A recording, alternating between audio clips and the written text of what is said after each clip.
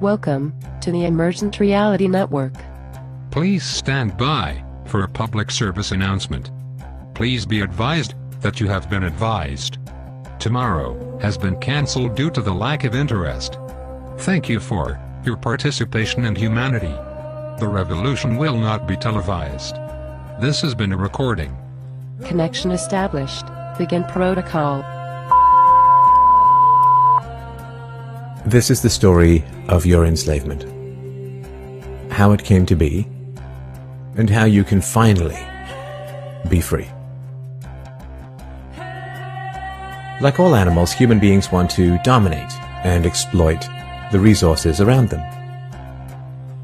At first we mostly hunted and fished and ate off the land, but then something magical and terrible happened to our minds. We became, alone among the animals, afraid of death and of future loss. And this was the start of a great tragedy and an even greater possibility.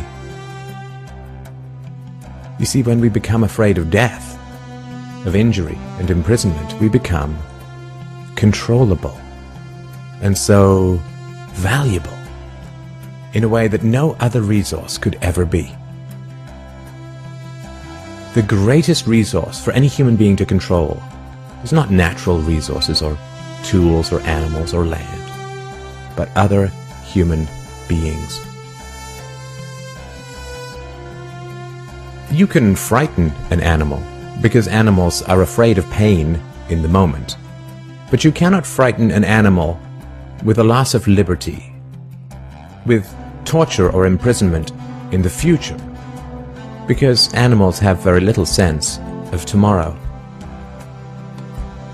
You cannot threaten a cow with torture or a sheep with death. You cannot swing a sword at a tree and scream at it to produce more fruit, or hold a burning torch to a field and demand more wheat.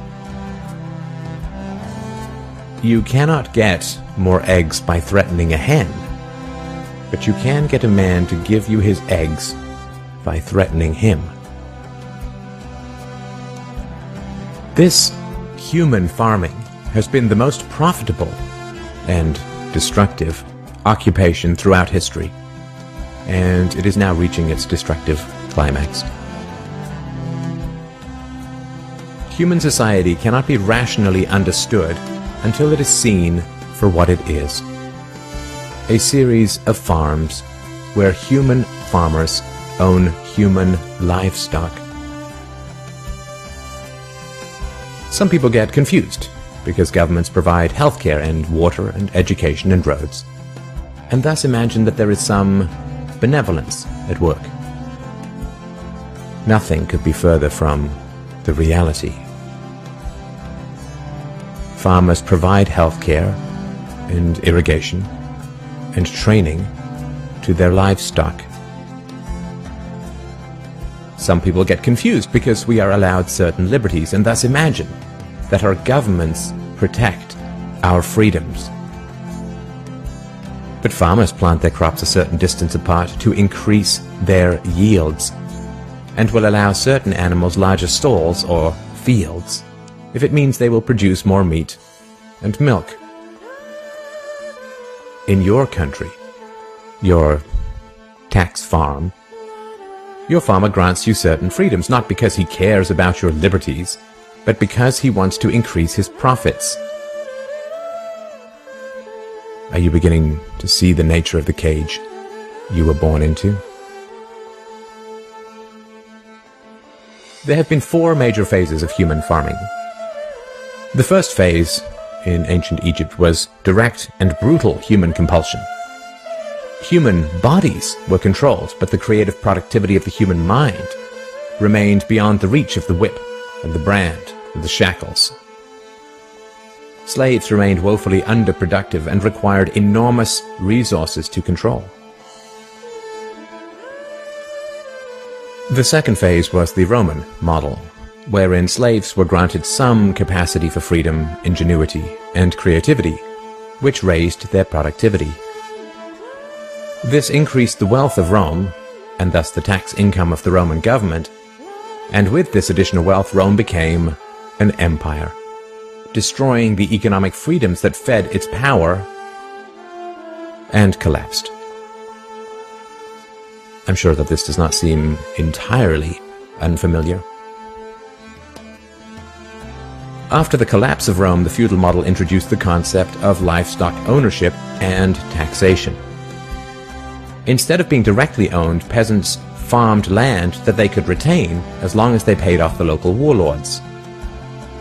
This model eventually broke down due to the continual subdivision of productive land and was destroyed during the enclosure movement when land was consolidated and hundreds of thousands of peasants were kicked off their ancestral lands because new farming techniques made larger farms more productive with fewer people. The increased productivity of the later Middle Ages created the excess food required for the expansion of towns and cities, which in turn gave rise to the modern democratic model of human ownership.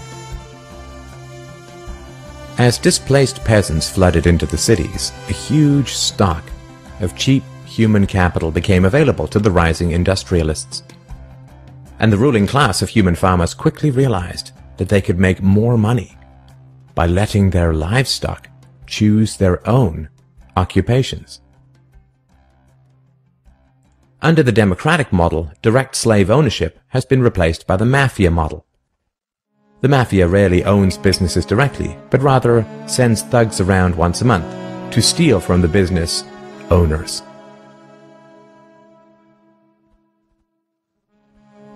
You are now allowed to choose your own occupation, which raises your productivity, and thus the taxes you can pay to your masters. Value this time in your life, kids, because this is the time in your life when you still have your choices. And it goes by so fast. When you're a teenager, you think you can do anything, and you do. Your 20s are a blur. 30s, you raise your family, you make a little money, and you think to yourself, what happened to my 20s? 40s, you grow a little pot belly, you grow another chin. The music starts to get too loud. One of your old girlfriends from high school becomes a grandmother. 50s, you have a minor surgery. You'll call it a procedure, but it's a surgery. 60s, you'll have a major surgery. The music is still loud, but it doesn't matter because you can't hear it anyway. 70s, you and the wife retire to Fort Lauderdale. Start eating dinner at 2 o'clock in the afternoon. You have lunch around 10, breakfast the night before. Spend most of your time wandering around malls looking for the ultimate soft yogurt and muttering, how come the kids don't call? How come the kids don't call? The 80s, you'll have a major stroke. You end up battling with some Jamaican nurse who your wife can't stand, but who you call mama.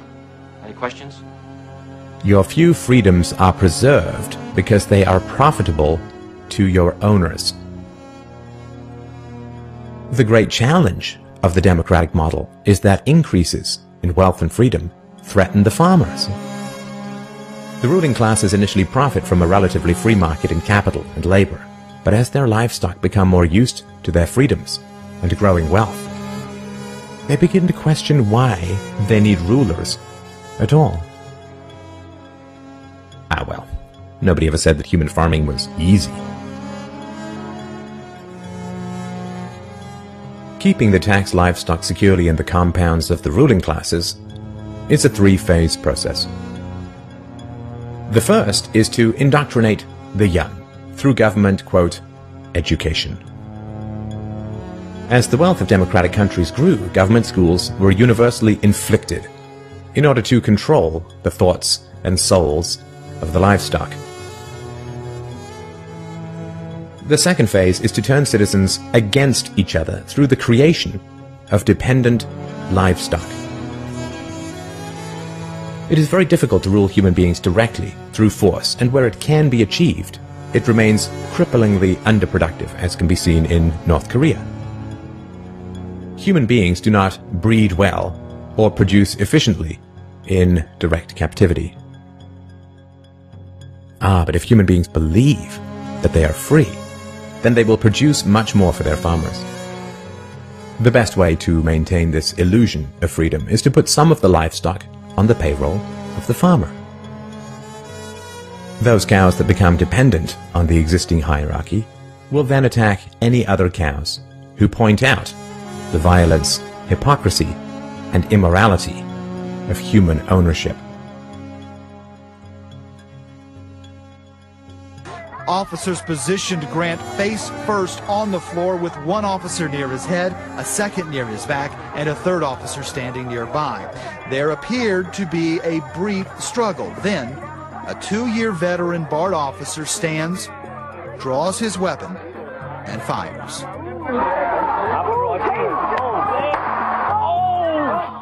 Freedom is slavery, and slavery is freedom. If you can get the cows to attack each other, whenever anybody brings up the reality of their situation, then you don't have to spend nearly as much controlling them directly. Those cows who become dependent upon the stolen largesse of the farmer will violently oppose any questioning of the virtue of human ownership. And the intellectual and artistic classes, always and forever dependent upon the farmers, will say to anyone who demands freedom from ownership, "You will harm your fellow cows."